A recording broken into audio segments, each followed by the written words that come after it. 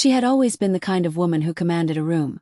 Confident, magnetic, a little too flirtatious at times, but I used to find that charming when we first met, never imagining that one day that same charm would be weaponized against me, used to humiliate me in front of the very people who once knew us as the perfect couple, and it all began to crumble the night she invited me to her office party months ago. Well, correction, the night she didn't invite me, because apparently it was an employee event to celebrate a huge client acquisition, and I, being the supportive husband, didn't question it at first, but a gut feeling sat heavy in me, the kind that doesn't come from insecurity but from quiet observation, from seeing how her phone suddenly had passwords when it didn't before, how she'd started working late almost every evening but never brought home a laptop, how she smelled like unfamiliar cologne on random nights and claimed it was just her new shampoo, and yet my instincts stayed patient, watching, logging the inconsistencies like silent timestamps of betrayal, and then came the whispers from mutual friends, the awkwardness in her co-workers' smiles when I showed up at the building once unannounced to drop off her forgotten scarf,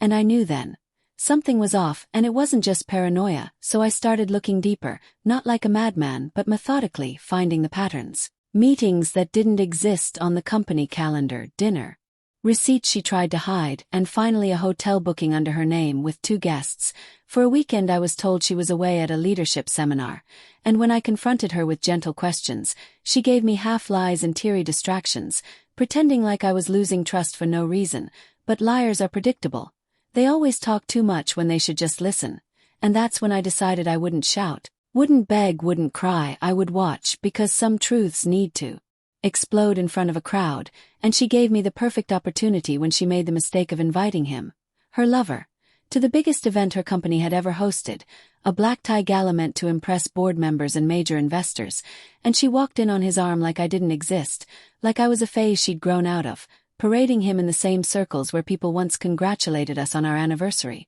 smiling that smug smile that said, "I've moved on and you're powerless to stop me." But I wasn't, and she didn't know that I'd already spoken to her company's CTO, an old university buddy of mine. Weeks earlier, dropping subtle hints, sharing screenshots, just enough for the right kind of attention to fall on her emails, her calendar logs, her expense reports, and tonight, while she raised her glass with him at her side, unaware of the storm behind the polished smiles and music, I stepped through the main doors wearing the suit she once helped tailor, uninvited but completely welcome thanks to a tip-off from the inside, and as my eyes locked on hers across the ballroom, her expression flickered. Shock, fear, confusion. And that was the last moment she had control of the night, because just then the CTO walked to the mic and said, "Before we continue the celebration, there's an urgent ethics update that must be addressed regarding misuse of corporate resources." And a murmur spread as the screen behind him changed from a slideshow of office milestones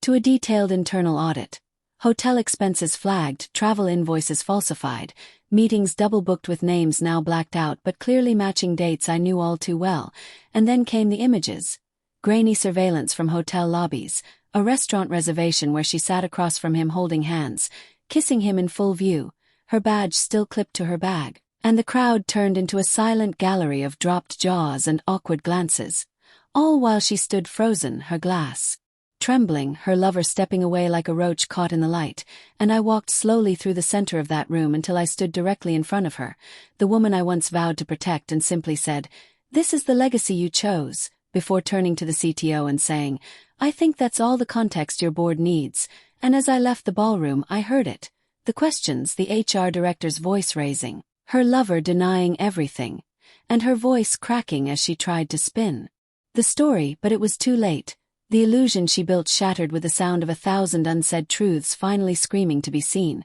and while she spent the following weeks dealing with disciplinary hearings, legal inquiries, and a terminated contract, I moved on with a quiet fire in my chest, not of rage, but of closure, because I didn't just walk in to confront her. I walked in to turn her perfect little night into ashes, and when she tried to call, to message, to explain why she felt lost or deserved to be seen, I never responded, because you don't bargain with arsonists who torture love and call it self-discovery. You let them watch their empire fall.